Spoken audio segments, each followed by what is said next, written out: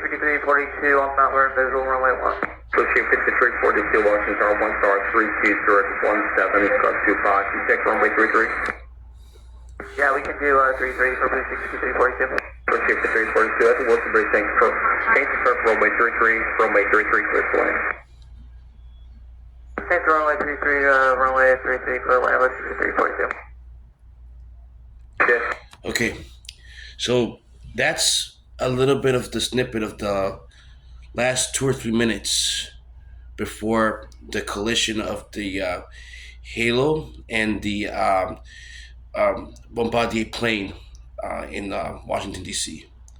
over the Potomac River. So I'm going to, and I was able to get finally the ATC, the air traffic control recording of the last few minutes before the incident happened, and I'm going to break it down for you. By the way, let me talk about my credentials. So I'm a structural engineer, but I've also trained as a pilot for 1 year at the ATP Flight Academy, and I've learned. So I've piloted several types of airplanes. I've piloted from small single engine planes, and I've also trained on this type of airplane, the one that was involved in this incident.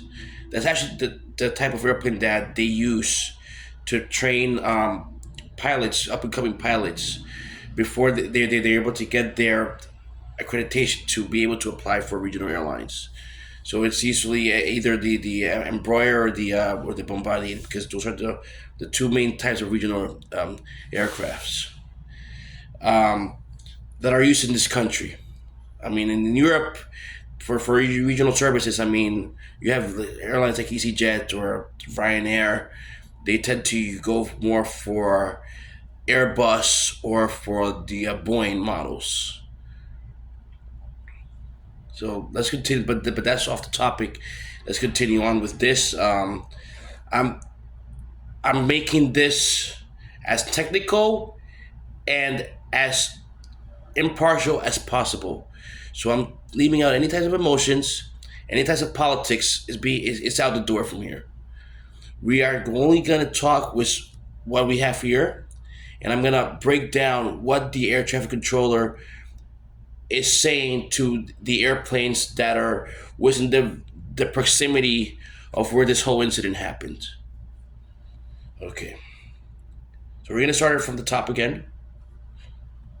5342 on Mount Vernon visual runway 1. Pushing 5342, Washington, 1 star 3. 5342 on Mount Vernon visual runway 1. Pushing 5342, Washington, 1 star 32, zero 17, cross 25. You check runway 33. Okay, so this is a very crucial moment. So what happened is so Blue Streak 5342, that's actually the plane that was involved in the incident. Okay, that's the CRJ, the Bombardier. Okay, so what happened is that originally they were meant to land at runway 1. They were coming in from Wichita, Kansas. They were going to run on runway 1.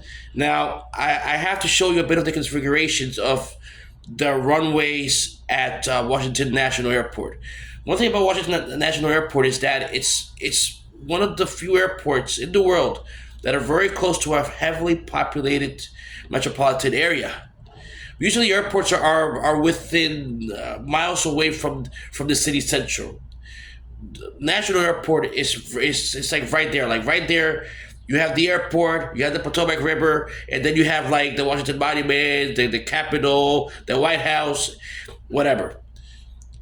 So it's in a very rather confined space. I'm actually going to show you a diagram of what it looks like.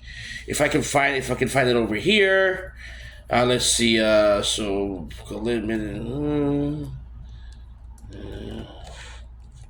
If you can find it over here, because we have to use graphics in order to make this make sense. Essentially, the plane was going to land at runway 1, but then they had to change to runway 33. Now, usually at Washington National Airport, a plane would land at runway 1. 33 is usually not used by an airplane unless it's already in that heading. Though, depending on the traffic of the certain day, there might be a change of the runway. And what happened is that within the last few minutes, when they were like, I think about like 2 or 3 miles out, they were told that by the time they went by the Woodrow Bridge over the Potomac to change course from runway 1 to runway 33. Okay? Now, I'm going to show you the graphics of that and the maneuver that a pilot would have to use in order to make that work, in order for it to align, because geographically it's very uncomfortable for a plane that is not on that course to basically make that maneuver. You have to use a variation of a technique that is used by fighter jets. It's called a case 1 scenario, where the plane somehow has to go. I mean, I'll get into that in a second, but let me just show you the graphics. And this video is very homemade. I'm just talking my thoughts out and my theories and my conclusions based on my knowledge of aviation, my knowledge of aeronautics, and my knowledge of engineering. National Airport runway diagrams. Okay. Let's see. So I have a couple of them over here. We showed it to use a PDF file. This is from the FAA. Okay. All right. So over here we have runway. If you can see it. So this is runway 1. This is the original one that our accident plane was going to, right? But then the air traffic controller told him that he has to go to 33. Now the plane is coming, think about it. So over here we have National Airport. Over here we have the Potomac River. Then over here we have Virginia, right? This is DC, okay? And then over here we have North, we have DC, we have Maryland, all right? So the plane is coming in this direction to come land over here. Now all of a sudden they have to change their course and come over here to land at 33. So what happens? The pilot needs to have enough space to make that maneuver that I was telling you about, that variation of the case 1 that fighter jets would use. It's almost like a fighter jet trying to land on an aircraft carrier. The plane has to go straight and it has to turn bank north just to make it. It has to be precise. So because of that, the turns are usually very sharp. It's a very sharp turn. So that's what they had to deal with. Originally, they were going to land over at runway 1. Then they were told to land at 33. Let's continue on with the voice recordings. Yeah, we can do 33 for Boost 6342. Proceed to 342. I think Wilson Bridge, thanks for runway 33, runway 33, clear to land. Okay, so Reagan Tower told them, Blue Streak 5342, as you cross the bridge, change to runway 33. Runway 33, clear to land. As you cross the bridge, meaning the Woodrow Bridge. Okay, let's continue. Runway 33, clear to land. Change to runway 33, runway 33 for land, let's do 342. Okay. Jet 789, 1 star, 32015, gust 5, traffic 2 out, no delay. Jazz 789, winds are at 320 at 15, gust 25. Traffic's 2 out, no delay. Runway 1, clear for takeoff. So that's Jazz 789. That's the coastal sign for an Air Canada Jazz plane that's going to take off at runway 1, where the accident plane was originally set to land. So because of that traffic, they changed them to runway 33. Let's continue. Runway 1 for takeoff. Takeoff, runway 1, no delay.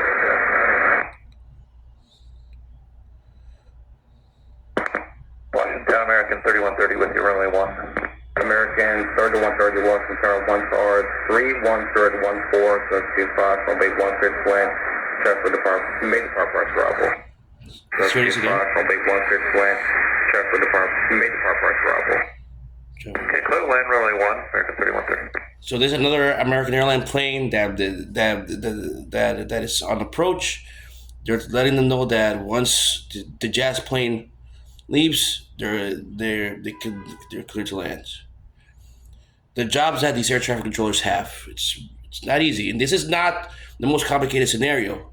This is a national airport. This is not an international airport where you have a gazillion airplanes flying and coming in and out.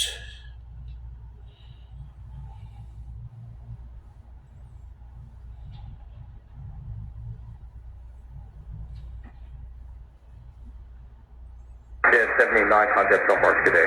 Okay. American 3130, slow the funnel. Well, American 3130. Pat 25, traffic just off the Woodrow Okay, Bridge. Pat 25, traffic just south of the Woodrow Bridge. A CRJ is 1,200 feet setting up for runway 33. Pat 25 is our helicopter that crashed with the CRJ, was the Bombardier. Okay? This is the first moment where we hear them in this recording. They're just south of the Woodrow Bridge. Okay? And then they were informed. They were informed already that the CRJ is coming. Now, let's continue hearing this. Pat 25 is the helicopter. The CRJ is 1,000 feet for runway 33. They're being told the altitude, everything. Planes in the way. Difference group. American Okay. 16. Difference group. DCA Tower said visual separation is approved. Now, I don't know why it's not in this recording, but that means that at some point, the helicopter informed the ATC, the control tower, we want to have visual separation. Give us visual separation so that we can say if we see the plane or not. In my opinion, I think that was the moment, the pivoting moment in this whole thing. I think that was when they signed their death sentence. When the helicopter said, we're requesting visual separation. Meaning that they're indirectly disavowing the control tower from further responsibility of letting them know, do you have this plane on site? Do you have this plane on site? And they can concentrate more on the other things that are in the area. And the helicopter would, the Halo would basically identify the plane that is coming their way. So that's why they asked for the visual separation. I mean, this is routine, but in this situation, that's what caused that was like the countdown to tragedy and catastrophe. Let's continue. American 1630 Tower, runway 1 off Wood, traffic throughout for runway 33, dispatch 165. American 1630 Tower, runway line up and wait. Traffic's 2 out for runway 33. There's traffic on the 6 mile. Okay, so that they're telling this other American airplane to wait, pretty much. Wait, runway 1. Okay. Whiskey 5307, keep rolling out to November, Southwest today. There's another American plane. American 1630 1 star 3214. So they'll use the code name Blue Streak for planes that are from the subsidiaries of American Airlines. Anyone that has the call sign of American is something that is from the original airline of American, not the subsidiaries. Okay, American 1630. 5, 72 mile left base runway 33, no delay, runway 1 clear for immediate takeoff. They're told to take off from clear for takeoff, the American 1630.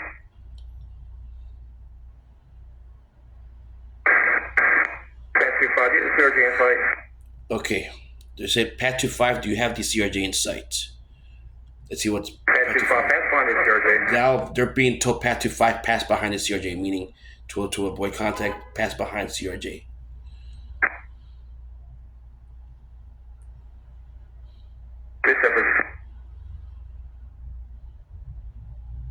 American 4782 by Baton, now for an visual. American 472, Washington Star 1 star 32017. The crash occurred. Alright, this is Wayne. Now let me give a little perspective of what just happened. So the Pat 25 was using as a reference the other American Airlines plane that was coming in on approach, right behind the CRJ plane. They were using that as a reference. They were being asked, "Do you see the CRJ inside? Do you see the CRJ inside?" They didn't really respond to that.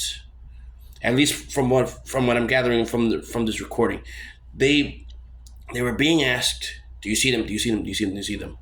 Then all of a sudden, we have this that they both disappeared from the tower. American 3130, go around, turn left in 250, climb maintain 3000. Now the other planes that are on approach, they're being told to do a go around and to climb to 3,000 feet. Okay, let's say 350, 3000. That's the other American airplane that was in the vicinity. They're being told Blue Street, to go up. 5347 is on final request, runway 33, circle to 33. Second heading from American 3130. So the crashes happen. They're all, I mean, the crashes happen, but they have the visual.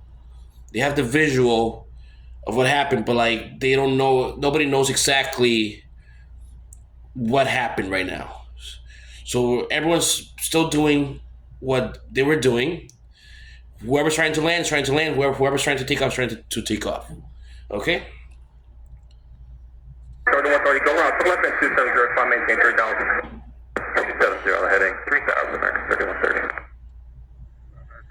But the American 3130 is being told to go up, to do a go around, and to climb to 3,000 feet for the time being. Runway clearance, runway 1 continue.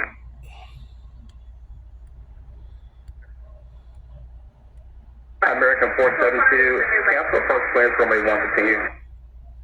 Cancel for continue. Okay. District 5305, I think you saw that every sign out.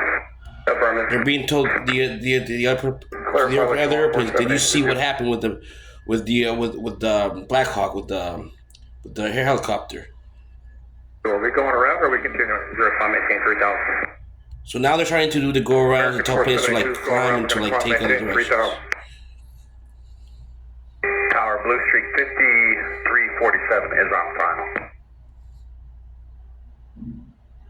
Alright, for American 4782, we're on the go. We're going to climb maintain 3000. You have the headings. American 472, left or heading 270, climb maintain 3000. Contact Potomac on 118.195. Yeah, so this when they say contact Potomac at 11825, that's just the frequency. They're telling them to change the frequency because now they're starting to get all these calls and stuff through one frequency. So now they have to use different frequencies. So on the plane they would have to dial that different frequency. It's routine. Happens all the time in aviation, where you change a frequency to contact the control tower. Routine. 70 heading 3000 and 1895 American 4782.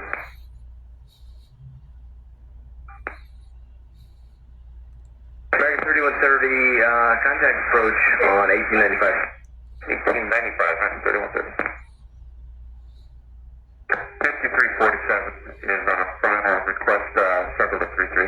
Blue Sheet 347, go around, climb maintain 3000, flight 3000, heading, go around 3000, Blue Street 5347. American 3130, contact approach, no, shoot standby. Crash, this is alert 3, crash. There, now it's confirmed that it's crash. Crash, alert, this is alert 3.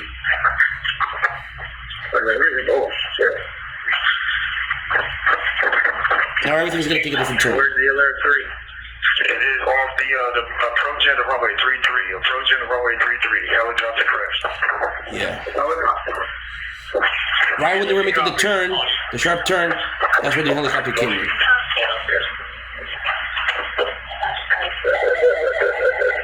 Stock out the answers, running. Crash. This is alert 3. 2 helicopters. Helicopter CRJ approaching runway 33. See, one of them said 2 helicopters at first. Then they revised it and said the helicopter and the CRJ.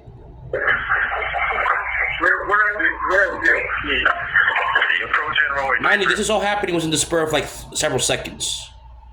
The mile off final. Crash. Kilo CRJ, approaching 33. Okay. How many totals on board? We don't have any of that information. One for taxi 301.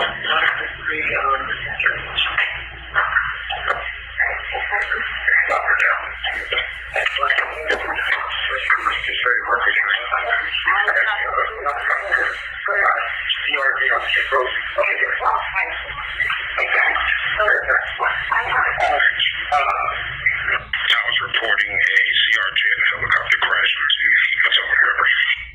That's it. Now, right now, I mean, there's no point in hearing the rest of it because now it's all gonna be like, where are they?